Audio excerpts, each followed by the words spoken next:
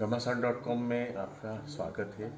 और आज हमारे सामने मौजूद हैं देश की जानी मानी लेखिका और रेडियो एंकर जो रेडियो सखी के नाम से विविध भारती पर मशहूर हैं। और ये हमारे लिए बड़े सौभाग्य की बात है कि आज वे हमारे इस कार्यक्रम में भाग लेने के लिए आए हैं। तो ममता जी, आपके व्यक्तित्व के विभिन्न रूप हैं। आप बहुत अच्छी लेखिका भी हैं, आपने कहानियाँ भी बहुत लिखी हैं, और उसके अलावा आपने जो आप एंकर के रूप में खासकर विविध भारती के माध्यम से एक नई जागरूकता भी रेडियो सखी के माध्यम से आपने दी है। तो उस बारे में थोड़ा सा आप बताइए, दोनों ही पक्ष के बारे में। जो हम एंकरिंग करते हैं, रेडियो सखी के रूप में जाने जाते हैं, तो मुझे ऐसा लगता है कि रेडियो आकाशवाणी मानक है लोगों के लिए, आम जनता के लिए। रेडियो पर जो चीज़ें, जो बातें प्रसारित होती हैं, वो एक पाठ की तरह, एक लेसन की तरह होता है। तो बहुत बड़ी चुनौती होती है हमारे सामने कि जब हम बोल रहे होते हैं तो बहुत सोच समझ के बोलना पड़ता है। और ऐसा नहीं कि हमारे पास जो आज जहाँ चुनौतियाँ बहुत ज़्यादा हैं, कई चैनल्स हैं, तो कई चैनल्स बहुत ज़्यादा बोलते हैं और कुछ चैनल में कम बोलने की परंपरा रही है, गरिमा के साथ बोलने की। तो ऐसे में चुनौती बहुत ज़्यादा बढ़ जाती है। तो हमें जब कुछ भी प्रोग्राम पेश कर रहे होते हैं तो उस समय ये बहुत ध्यान रखना पड़ता है कि कंटेंट उसमें है कि नहीं है। कंटेंट है और बहुत नपे तुले शब्दों में ज़्यादा सामग्री पेश करना। और सबसे बड़ी चीज़ होती है रेडियो के ज़रिए अदायगी। अगर आप कोई भी सामग्री बहुत शुष्क तरीके से बता रहे हैं, कोई भी जानकारी बहुत ड्राई तरीके से बता रहे हैं, तो वो उतनी अपील नहीं करती है, लोगों को जोड़ती नहीं है, जितना आप बहुत प्यार से, बहुत मधुरता के साथ बोलते हैं। जैसे हम किसी बात को हम बहुत प्यार से कहते हैं, आप ज़रा अपने रेडियो की आवाज़ बढ़ाइए और आइए करीब और हमारी बात सुनिए। तो ये जो प्यार छलकाते हैं, उससे लोग जुड़ते हैं। मेरा यही कहना है कि जब भी रेडियो में बोलने चलें या किसी मंच पर बोलने चलें, तो अदायगी बहुत ज़रूरी है। अदायगी लोगों को जोड़ती है। और रही बात लिखने की, तो बोलना और लिखना दोनों अलग धाराएं हैं, दोनों अलग विधाएं हैं। तो जब हमें आकाशवाणी से रेडियो की जॉब से वक्त मिलता है, वक्त चुरा के मैं लिखती हूँ, कहानियाँ लिखती हूँ।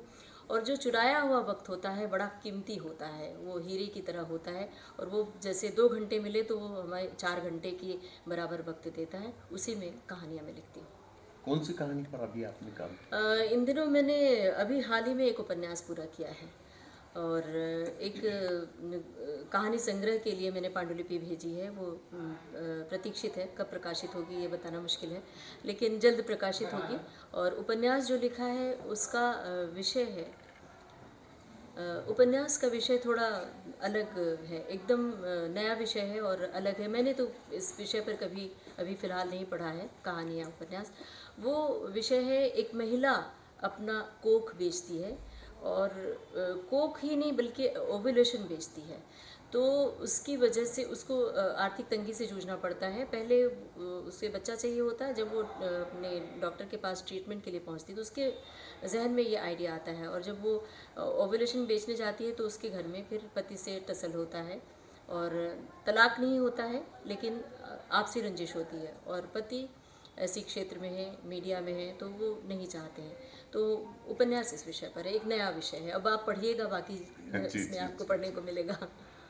बस आखिरी सवाल था, आज आप जिस कार्यक्रम में हैं उसकी सार्थकता को लेकर थोड़ा सा आप बताइए। ये जो घमासान.com और वामा हाँ मंच जी के लिए हम लोग जी।